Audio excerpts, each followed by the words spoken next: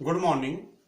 आज हम यहाँ 12th क्लास में फिजिक्स में किसी आवेशित संधारित्र की प्लेटों के बीच जो वैद्युत क्षेत्र होता है उस वैद्युत क्षेत्र में ऊर्जा घनत्व का मान निकालेंगे। Energy density between the plates of capacitors. ठीक है, इसको हम गणना कर रहे हैं कि energy density in the electric field between the plates of A charge capacitor. कि जैसे माना ये कोई कैपेसिटर है, ये इसकी दो प्लेटें हो गई, इस पर माना प्लस क्यू आवेश, इस पे माइनस क्यू आवेश। ये जो दूसरी प्लेट है इसको हमने भू संपर्कित कर दिया, ग्राउंडेड कर दिया। इन प्लेटों के बीच की दूरी माना d है, प्रत्येक प्लेट का क्षेत्रफल a है और इस संधारित्र की जो धारिता है वो कैपिटल C है। संधारित्र के बीच जो परावैद्युतांक है, जो परावैद्युत पदार्थ है, उसका परावैद्युतांक है K। अब हमें क्या निकालना है कि इन प्लेटों के बीच जो ये यहाँ पर माध्यम है, इस माध्यम में जो वैद्युत क्षेत्र होगा उस वैद्युत क्षेत्र में ऊर्जा घनत्व कितना होगा। ठीक है, तो होता क्या है, जो संधारित्र की प्लेटें होती हैं, प्लेटों के बीच जो माध्यम होता है, इस माध्यम में ही क्या होता है, संधारित्र की ऊर्जा संचित रहती है। तो संधारित्र की ऊर्जा कितनी होती है, हम जानते हैं कि संधारित्र की प्लेटों के बीच जो माध्यम है उसमें ऊर्जा कितनी होती है,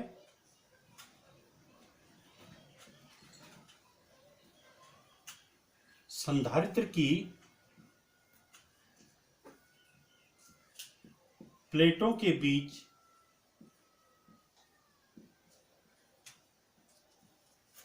जो माध्यम है,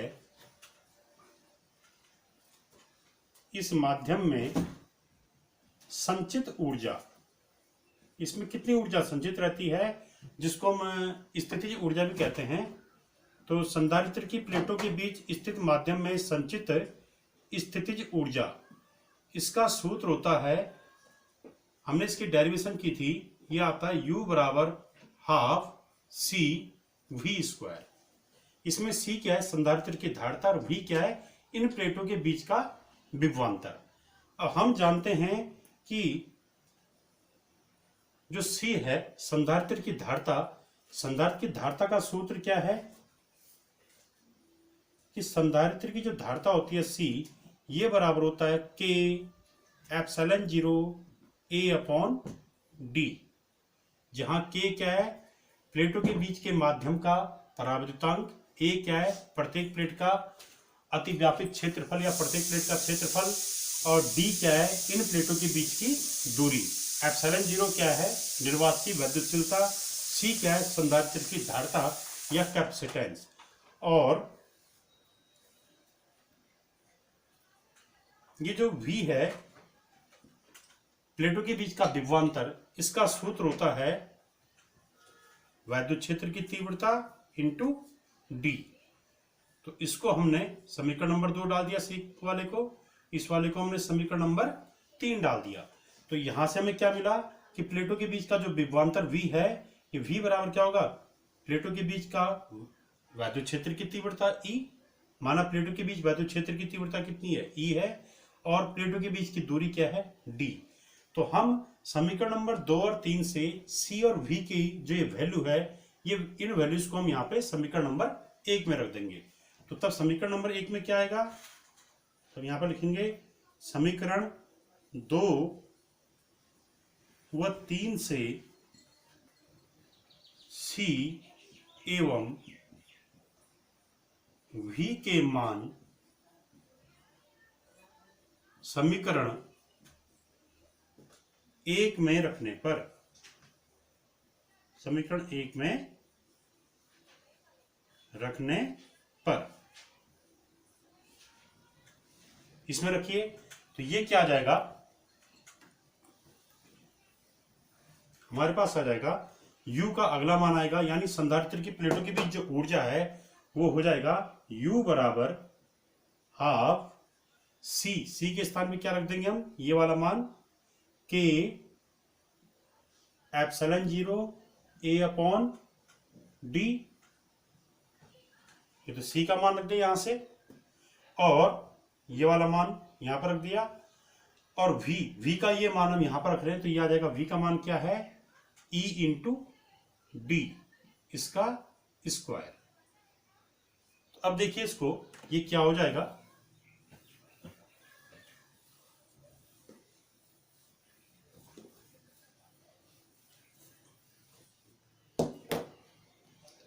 यह आ जाएगा U बराबर हाफ के epsilon 0 A upon D into E square D square. अब डी से डी स्क्वायर डी बार कैंसिल हो गया, तो हमारे पास आ गया U बराबर हाफ के एप्सिलॉन 0 ई स्क्वायर इंटू ये A और D, ये जो D है ये एक साथ लिख दिया, A इंटू डी। तो ये जो हमारे पास आया इस टाइप का ये फॉर्मूला, U बराबर हाफ के epsilon 0 E square into A D, ये हमारे पास क्या गया, संधारित्र की प्लेटों के बीच संचित स्थितिज ऊर्जा। ठीक है, इस U का पहले सूत्र क्या था, हाफ CV स्क्वायर, उसी को हमने आगे सॉल्व करके ये निकाल दिया। अब जो है इसमें देखिए टर्म आया है A इंटू डी। ये A इंटू डी क्या है, ये जो A इंटू डी है ये है संधारित्र की प्लेटों के बीच जो स्थान होगा उसका आयतन, कि जो संधारित्र की प्लेटें हैं उसके बीच जो स्पेस है उसका वॉल्यूम, आयतन। ठीक है, जैसे कि माना जैसे यहाँ पे ये संधारित्र की दो प्लेटें हैं, ये दो प्लेटें हैं, तो इन दो प्लेटों के बीच, पहली प्लेट ये दूसरी प्लेट ये, तो इनके बीच जो ये यहाँ पर स्पेस पड़ रहा है उस स्पेस का कुछ ना कुछ वॉल्यूम होगा। तो वॉल्यूम कितना होगा उसके लिए हम कैसे करेंगे, जैसे कि यहाँ पर एक प्लेट ये है और एक प्लेट ये है, जैसे ये, तो इनके बीच की दूरी कितनी है d। इन प्लेटों का क्षेत्रफल क्या है, इसका भी a क्षेत्रफल है, इसका भी a क्षेत्रफल है।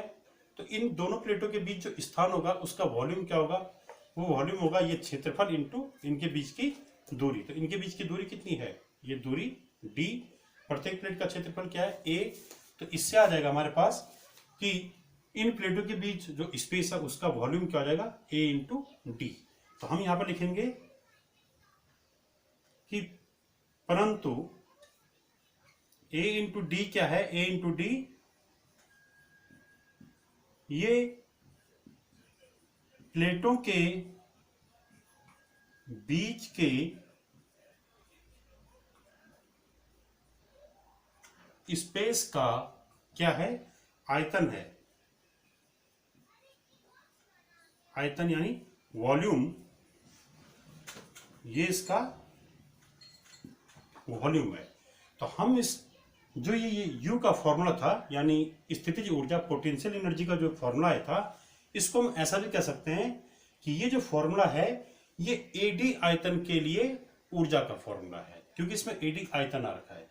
तो अगर हम ये कहते हैं कि संधारित्र की प्लेटों के बीच AD वॉल्यूम में स्थितिज ऊर्जा कितनी होती है, तो वो होती है ये। तो AD वॉल्यूम की स्थितिज ऊर्जा ये है, तो यूनिट वॉल्यूम की स्थितिज ऊर्जा कितनी होगी, यानी A इंटू डी वॉल्यूम की स्थितिज ऊर्जा ये है, तो एकांक आयतन की स्थितिज ऊर्जा कितनी होगी। तो जो एकांक आयतन की स्थितिज ऊर्जा होती है या एकांक आयतन की जो ऊर्जा होती है उसी को हम ऊर्जा घनत्व कहते हैं। ऊर्जा घनत्व का मतलब कि एकांक आयतन में संचित ऊर्जा ही ऊर्जा घनत्व कहलाता है। तो हमने यहां पर ये निकाल दिया कि ये क्या है, ये AD आयतन में संचित ऊर्जा है, इसलिए एकांक आयतन में संचित ऊर्जा कितनी होगी वो अब हम आगे निकाल रहे हैं। तो देखिए इसको, ये क्या है, ये है हमारा AD आयतन में संचित ऊर्जा, संचित ऊर्जा वो कितना है हमारा U, वो आ गया हमारा संचित ऊर्जा U बराबर कितना, ये वाला हाफ के epsilon 0 E square into AD। ये तो हो गया AD आयतन में संचित ऊर्जा। अब इसके बाद यानी यही फॉर्मूला हमने यहां नोट कर लिया। अब देखिए जब AD आयतन में संचित ऊर्जा ये है तो एकांक आयतन में संचित ऊर्जा कितनी होगी,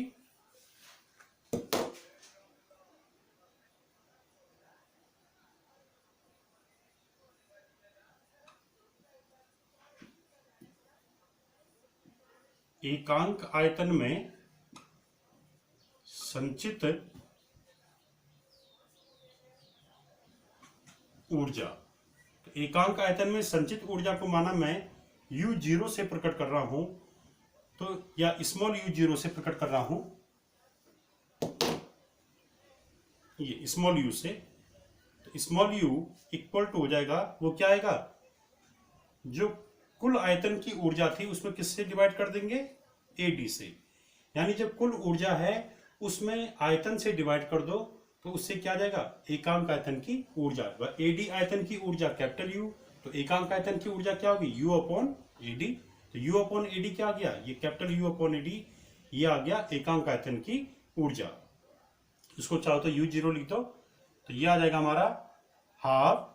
तो U के अपॉन में AD किया तो इसके अपॉन में AD कीजिए, उससे हमारा आ जाएगा दोनों तरफ AD से डिवाइड करने पे, तो ये आ गया U अपॉन AD, और यहाँ भी AD से डिवाइड कीजिए, क्या आएगा, half K epsilon 0 E square. तो ये हमारा आ गया एकांक आयतन में संचित ऊर्जा स्मॉल u बराबर 1/2 K एप्सिलॉन 0 E स्क्वायर।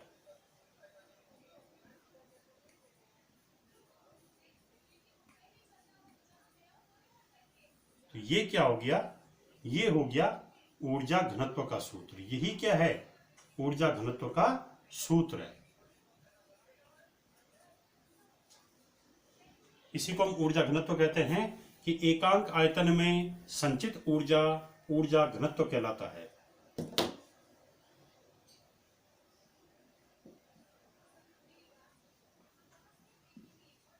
ऊर्जा घनत्व स्मॉल u0 या स्मॉल u0 बराबर half K epsilon 0 E square. यदि हम ये मान लें कि इन प्लेटों के बीच का जो माध्यम है वो निर्वात है, तो यदि माध्यम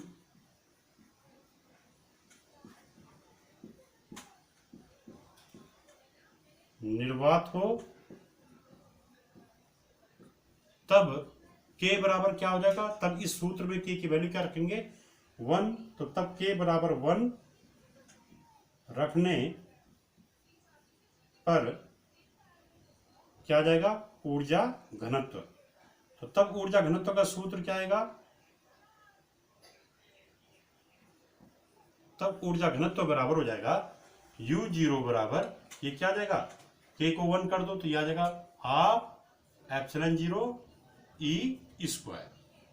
तो ये हमारा सूत्र आ गया कि K बराबर 1 रखने पे जो आ रहा है स्मॉल u0 बराबर 1/2 एप्सिलॉन 0 E स्क्वायर। ये क्या है, ये निर्वात वाले माध्यम के लिए संधारित्र का ऊर्जा घनत्व का सूत्र है। अब यहां पर हमने सुविधा के लिए कौन सा संधारित्र ले रखा है, समांतर पट संधारित्र। अब इसमें अगर हम ये देखें कि संधारित्र की प्लेटों के बीच कितना बल लगता है, तो संधारित्र की प्लेटों के बीच बल भी लगता है, क्योंकि संधारित्र की प्लेटें क्या होती हैं, विपरीत आवेशित होती हैं। तो संधारित्र की प्लेटें विपरीत आवेशित हैं, तो इनके मध्य निश्चित ही वैद्युत आकर्षण बल कार्य करता है। तो हम इस टाइम ये मान के चल रहे हैं कि संधारित्र की प्लेटें माना शुरुआत में क्या थी, बहुत पास थी। ये दो प्लेटें संधारित्र की, दोनों प्लेटों के क्षेत्रफल कैपिटल ए, ये बहुत क्लोज है एक दूसरे के। इस टाइम दोनों प्लेटें एक दूसरे के बहुत नजदीक हैं, एक पे प्लस Q और दूसरे पे माइनस Q आवेश है। तो इस कारण क्या होगा, विपरीत आवेशित होने के कारण इनके बीच प्रबल वैद्युत आकर्षण बल कार्य करेगा। तो माना इनके बीच जो वैद्युत आकर्षण बल है वो कितना है, कैपिटल F।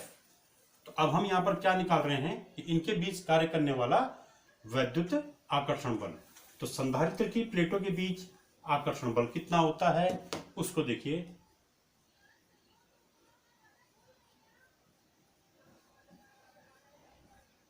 संधारित्र की प्लेटों के बीच आकर्षण बल,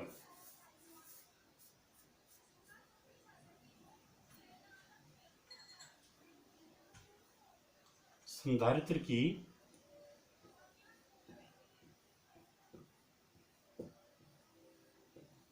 प्लेटों के बीच कितना बल कार्य करता है उसकी गणना हम करेंगे। माना संधारित्र की प्लेटों के बीच कितना बल कार्य कर रहा है, F बल, तो इसकी हम गणना करेंगे।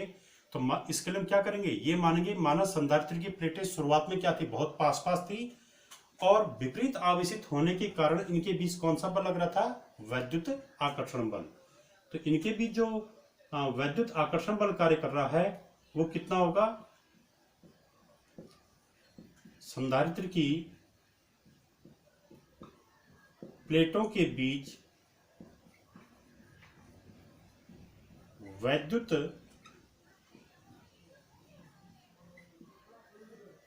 आकर्षण बल वो माना कितना है, F।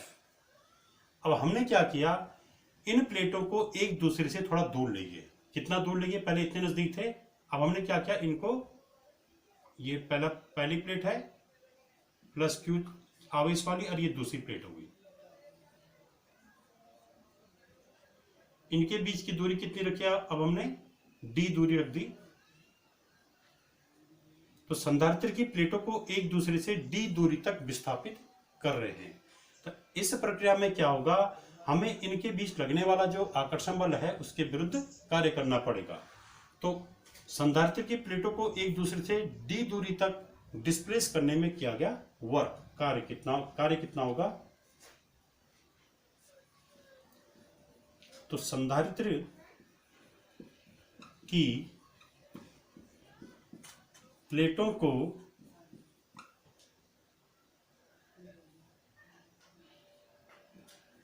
एक दूसरे से D दूरी तक विस्थापित करने में किया गया कार्य।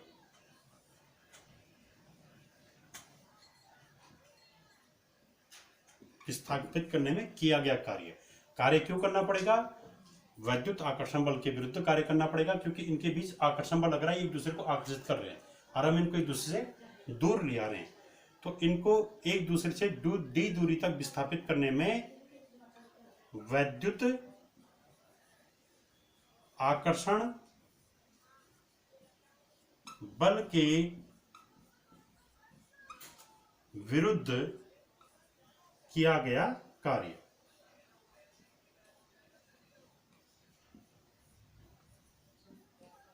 ये कार्य क्या आएगा, ये कार्य माना W है, तो W बराबर क्या होगा, कार्य बराबर होगा फोर्स बल इंटू बल की दिशा में विस्थापन। बल की दिशा में कितना विस्थापन हुआ, D। ठीक है, यहां पर ये वैसे नेगेटिव आएगा क्योंकि फोर्स और डिस्प्लेसमेंट के बीच जो एंगल है वो 180 डिग्री का होगा। फोर्स एक दूसरे की ओर लग रहा है और डिस्प्लेसमेंट एक दूसरे से दूर हो रहा है, तो इसमें क्या होगा, नेगेटिव आएगा। पर हम यहाँ पर ओनली क्या कर रहे हैं, इसका आंकिक मान ले रहे हैं। तो ये आ गया, इनके बीच करने वाला कार्य, इनके बीच लगने वाला कार्य जो होगा वो होगा F इंटू डी। इसको लिखिए समीकरण नंबर 1। यहाँ D क्या है, डिस्प्लेसमेंट यानी प्लेटों के बीच की दूरी होगा ये। F क्या है, इनके बीच लगने वाला आकर्षण बल। अब देखिए, इनको एक दूसरे से D दूरी तक विस्थापित करने में जो कार्य किया गया, यही कार्य संधारित्र की प्लेटों के बीच वैद्युत स्थितिज ऊर्जा के रूप में संचित हुआ था। जो ये कार्य करना पड़ेगा, यही कार्य क्या होता है, इन प्लेटों के बीच वैद्युत स्थितिज ऊर्जा के रूप में संचित हो जाता है। और हम जानते हैं कि जो वैद्युत स्थितिज ऊर्जा होती है उसका सूत्र कितना होता है, यही कार्य क्या होता है, संधारित्र की स्थितिज ऊर्जा है।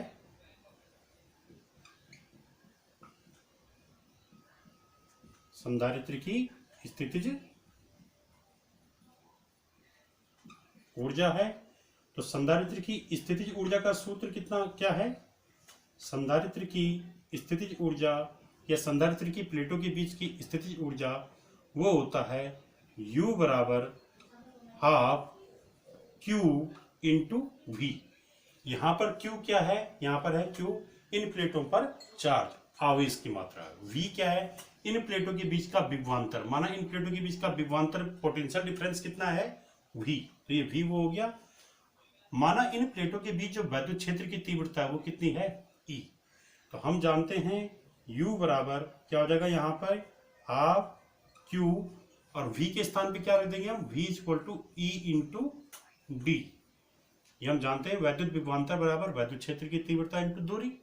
तो इन प्लेटों के बीच का विभवांतर V, इन प्लेटों के बीच वैद्युत क्षेत्र की तीव्रता E, इन प्लेटों के बीच की दूरी D। तो VED के बीच का रिलेशन क्या है, V equal to E into D. तो V के पे क्या रख दिया, E इंटू डी। तो ये हमारा समीकरण नंबर 2 आ गया।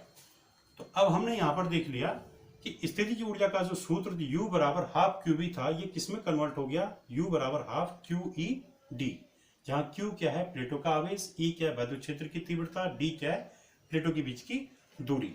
और ये ऊर्जा कहां से प्राप्त हुई, ये ऊर्जा कार्य से प्राप्त हुई। कौन सा कार्य, संधारित्र प्लेटों को एक दूसरे से D दूरी तक विस्थापित करने में किया गया कार्य। तो ये कार्य और ये ऊर्जा एक दूसरे के बराबर होंगी, तो हम इनको बराबर करेंगे।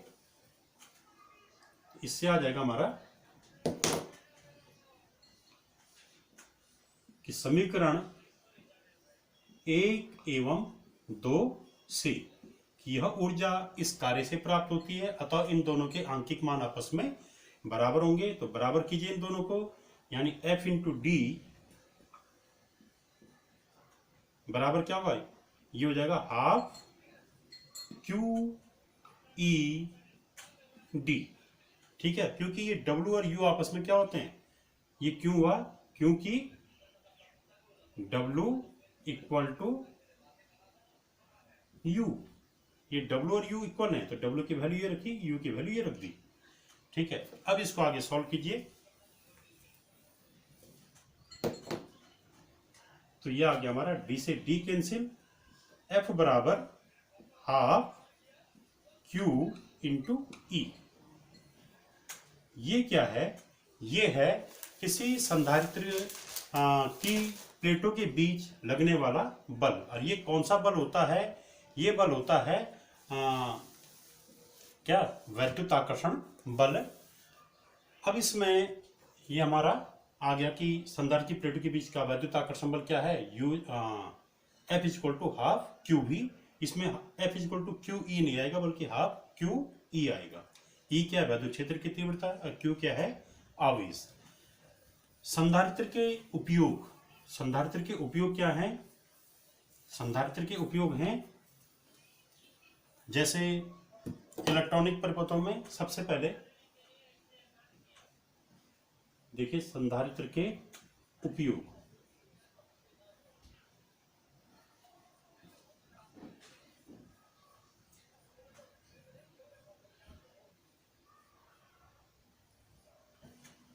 तो संधारित्र का विभिन्न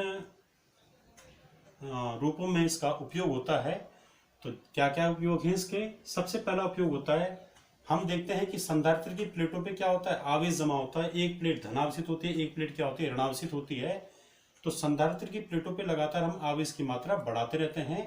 कैसे, यदि हम उसकी धारिता को बढ़ा दें, तो धारिता बढ़ाने पे संधारित्र की प्लेटों पे आवेश लगातार बढ़ाया जा सकता है।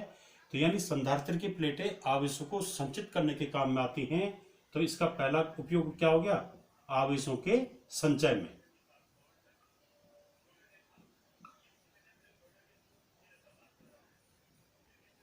आवेशों के संचय में, और इसका उपयोग हम करते हैं कि अगर कहीं पे बहुत कम समय के लिए हमें विद्युत धारा प्रवाहित करनी है, तो वहां पर हम क्या करते हैं, परिपथ में संधारित्र को जोड़ देते हैं, जिससे कि वहां पर संधारित्र की प्लेटों से, संधारित्र की प्लेटों पर जो आवेश जमा होगा वो परिपथ में प्रवाहित होगा, जिससे कि धारा बहेगी। दूसरा, संधारित्र की प्लेटों के बीच जो माध्यम है, उस माध्यम में ऊर्जा संचित होती है। तो संधारित्र का एक उपयोग है ऊर्जा के संचय में, ऊर्जा के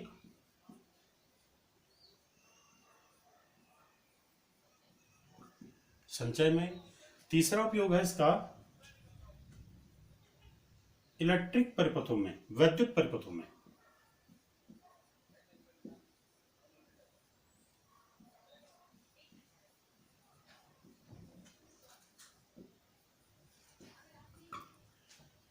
वैद्युत परिपथों में अगर कहीं पे हम परिपथ तोड़ते हैं, किसी तार में अगर धारा बह रही है, अचानक हम उस तार को ब्रेक कर दें तो वहां पर चिंगारी उत्पन्न होती है। तो उससे बचने के लिए अगर हम क्या कर दें कि जहां पर हम परिपथ तोड़ रहे हैं उस स्थान पर अगर हम क्या जोड़ दें, संधारित्र जोड़ दें, तो वहां पर क्या होगा, वहां पर परिपथ तोड़ने के स्थान पे हमने संधारित्र जोड़ दिया, तो जिस टाइम हम परिपथ ब्रेक करेंगे उस टाइम वहां पर क्या हो जाएगा, संधारित्र की प्लेटें आवेशित हो जाएंगी। और इलेक्ट्रिक परिपथों में जो संधारित्र लगे होते हैं, इसके एग्जाम्पल क्या है, कहाँ कहाँ पे लगे होते हैं, जैसे कि इंडक्शन कॉइल है, प्रेरण कुंडली है, और मोटर है, या हमारा पंखे हैं, बिजली के जो पंखे हैं, हमारे घरों में जो पंखे लगे होते हैं उनमें भी क्या लगा होता है, कैपेसिटर या संधारित्र लगा होता है।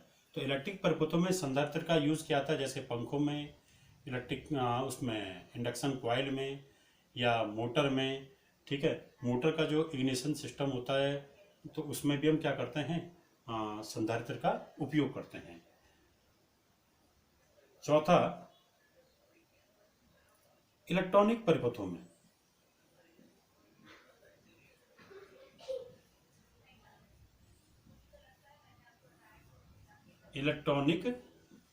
में तो विभिन्न प्रकार के इलेक्ट्रॉनिक परिपथों में संधारित्रों का उपयोग होता है। जैसे कि उदाहरण के लिए जो हमारे वो हैं रेडियो और टेलीविज़न है, तो रेडियो और टेलीविज़न के द्वारा सिग्नल को भेजने में और उनको प्राप्त करने में किसका यूज होता है, संधारित्र का यूज होता है। और जो रेडियो आवृत्ति दोलन है, उनके प्रोडक्शन में जो वोल्टेज में फ्लक्चुएशन होता है, तो वहाँ पर वोल्टेज कंट्रोल करने में भी हम क्या करते हैं, संधारित्र का यूज करते हैं। और इसी प्रकार से जैसे full wave rectifier, half wave rectifier है, तो उसमें जो है, जो हमको धारा आउटपुट पे प्राप्त होती है, तो उसमें जो धारा प्राप्त होती है वो बिल्कुल डीसी करंट नहीं होती है, एकदम डिस्क धारा प्राप्त नहीं होती है, वो स्पंदित धारा प्राप्त होती है। तो वहाँ पर हम क्या करते हैं, फिल्टर का उपयोग करके कि हाफ वेव रेक्टिफायर और फुल वेव रेक्टिफायर के आउटपुट में जो प्राप्त धारा होती है वो वास्तव में डिस्क धारा न होकर स्पंदित धारा होती है, वो लगातार घटती बढ़ती रहती है। तो वहाँ पर हम क्या करते हैं, फिल्टर लगाकर वास्तव में फिल्टर लगाने के बाद ही क्या होता है, वहाँ पे डिस्क धारा प्राप्त होती है। तो half wave rectifier, full wave rectifier के आउटपुट पे फिल्टरों को लगाकर डिस्क धारा प्राप्त की जाती है। तो वो जो फिल्टर होते हैं, उन फिल्टरों को बनाने में भी संधारित्र का उपयोग होता है। पांचवा, वैज्ञानिक अध्ययन में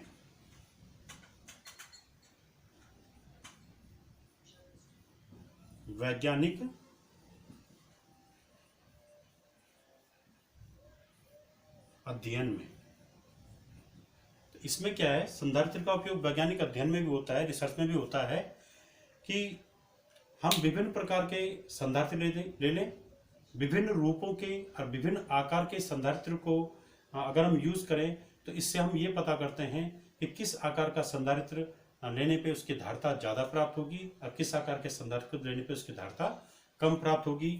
या संधारित्र की प्लेटों के बीच विभिन्न प्रकार के परावैद्युतों को रखकर हम ये पता करते हैं कि किस परावैद्युत से युक्त संधारित्र की धारिता अधिक होगी और किस परावैद्युत से युक्त संधारित्र की धारिता कम होगी। तो इस प्रकार से हमने यहाँ पर संधारित्र के कई उपयोग देखे, आवेशों के संचय में, ऊर्जा के संचय में, इलेक्ट्रिक या वैद्युत परिपथों में, इलेक्ट्रॉनिक परिपथों में और वैज्ञानिक अध्ययन में। इसके बाद हम अगला पढ़ेंगे इसमें वान डी ग्राफ जनित्र, ये हम अगले वीडियो में पढ़ेंगे। Thank you.